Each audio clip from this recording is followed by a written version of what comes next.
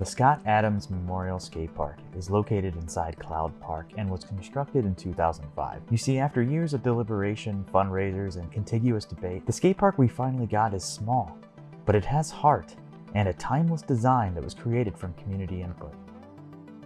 However, there wasn't much forethought about the location of the skate park relative to where people actually lived. Skaters and riders were just thankful to have a safe space to practice their sport. But they got lucky with Cloud Park.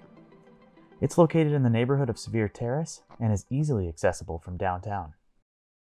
Flash forward 15 years to 2020. Domtar is struggling in a contentious economy, putting Kingsport in a bind. Domtar is one of the city's largest job providers, and they will be unable to retain jobs unless they can pivot to a new product. But in order to do this, they need to destroy Cloud Park. They make a deal. The city gives Cloud Park to Domtar, putting Sevier Terrace and our skate park on the chopping block. Kingsport hopes to retain just half of the jobs that will be lost. In return, Domtar gets to try to save their skin. However, in addition to retaining jobs, Domtar sweetens the deal by giving the city a hilltop south of downtown known as Cement Hill and $500,000 for reconstruction. The financial details of this deal are not made completely transparent, but there is a promise from the city to build a new skate park to replace the old one. Notably at this time, a date to demolish the skate park or timeline for construction on the new one has not been made available to the public. Here's what we do know about the proposed new skate park. The city plans on placing the new park here, on the southwestern corner of Brickyard Park, adjacent to the newly acquired land of Cement Hill.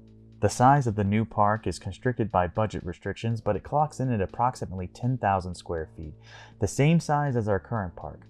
The old park was built at a cost of $300,000 in 2005 money, and the new park will cost twice as much for the same size and take 3 months to build once the first shovel hits the dirt. The city also claims that there will be room for expansion on the park later down the road, but for many of us, we've all heard this song and dance before, so don't hold your breath. No word yet on schedule or if the park will be open to the public 24/7, but more concerning than this location is not accessible by foot nor easily accessible by any nearby neighborhood, meaning it's only accessible by car. By designing it this way, the park now has an age limit and a price for admission. You must be 16 and own a car to ride this skate park. Currently, the only way to access Brickyard Park is by car via Industry Drive, meaning instead of being nestled at the edge of a neighborhood and easily accessible by bicycle and board like our current park, skaters will have to drive 3 miles around downtown to get there, or worse, we expect kids to cut their own dangerous trail across the tracks and through the woods for easier access.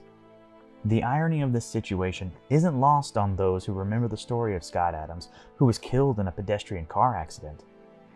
Industry Drive, leading to the new skate park location, doesn't even have sidewalks. Despite this, there may be a solution, a middle ground.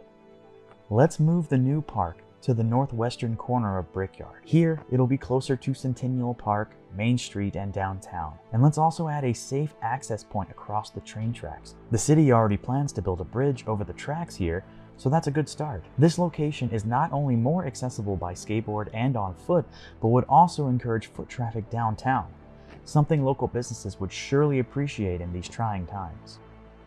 All in all, these demands are fair and simple to implement and make for better urban design, a design centered on people, not cars. It's worth remembering that at the turn of the millennia, middle-sized towns and cities in the southeast were generally new to the skate park game.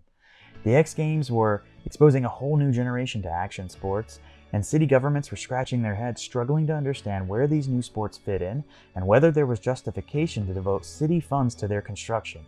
But times have changed.